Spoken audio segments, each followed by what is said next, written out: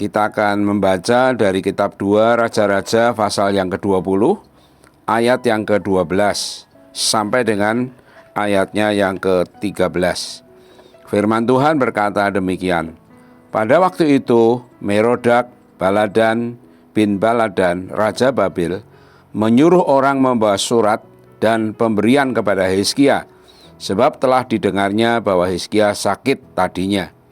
Hizkia bersukacita atas kedatangan mereka, lalu diperlihatkannya lah kepada mereka segenap gedung harta bendanya, emas dan perak, rempah-rempah dan minyak yang berharga, gedung persenjataannya dan segala yang terdapat dalam perbendaharaannya.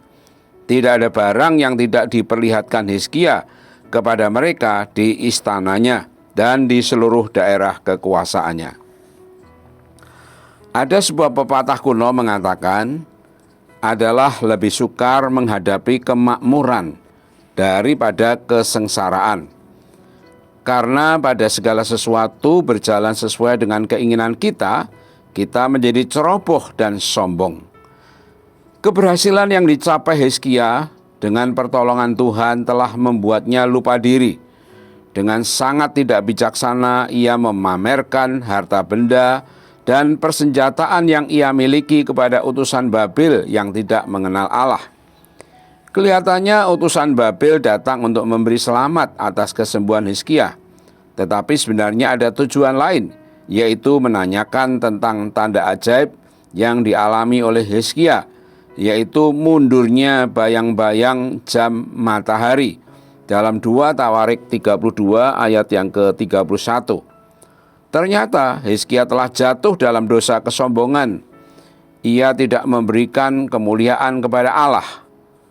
Allah lah yang membuatnya makmur dan memahkotai semua pekerjaannya dengan kesuksesan. Tetapi tidak ada satu kata pun tentang Allah yang ia ceritakan kepada para utusan.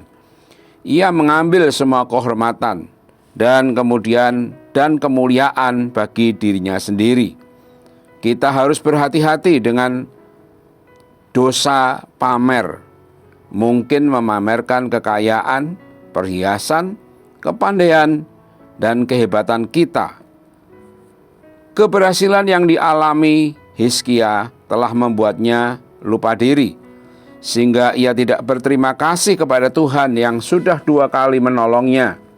Dalam 2 Tawarik pasal 32 ayat 24 sampai dengan 25 dikatakan, pada hari-hari itu Hizkia jatuh sakit sehingga hampir mati. Ia berdoa kepada Tuhan dan Tuhan berfirman kepadanya dan memberikan suatu tanda ajaib. Tetapi Hizkia tidak berterima kasih atas kebaikan yang ditunjukkan kepadanya. Karenanya ia menjadi angkuh. Ayat ini menunjukkan bahwa pengabulan doanya tidak disambut dengan ucapan syukur, tetapi justru membuat Hizkia menjadi sombong. Kita juga bisa melakukan hal yang sama seperti Hizkia. Misalnya pada waktu mau ujian, Anda berdoa mati-matian. Lalu Tuhan memberkati Anda dan Anda berhasil dengan nilai yang baik. Kemudian pada waktu ada orang yang memuji, Anda menerima begitu saja pujian tersebut dan tidak mengakuinya bahwa semua itu merupakan berkat Tuhan. Pada waktu kita berdoa untuk pelayanan, Tuhan memberkati sehingga pelayanan kita maju. Tetapi kita bukannya berterima kasih kepadanya, melainkan menjadi sombong dan bangga atas keberhasilan kita. Pada akhirnya Hizkia mengalami hukuman Tuhan yang diberitakan oleh Nabi Yesaya, yakni semua harta bendanya akan diangkut ke Babil. Karena Hizkia menunjukkan semua hartanya tanpa terkecuali, maka hukumannya adalah bahwa semua hartanya tanpa terkecuali akan diangkut ke Babel. Selain itu, keturunannya juga akan diangkut ke Babel. Hebatnya, hukuman Tuhan ini menunjukkan hebatnya kebencian Tuhan terhadap dosa Hizkia, yaitu kesombongan. Allah bukan saja membenci dosa tersebut, namun secara aktif menentangnya. Ia tidak berdiam diri terhadap orang yang sombong, namun berinisiatif melawannya. Allah menentang orang yang congkak, tetapi mengasihani orang yang rendah hati, dikatakan dalam 1 Petrus 5 ayat 5.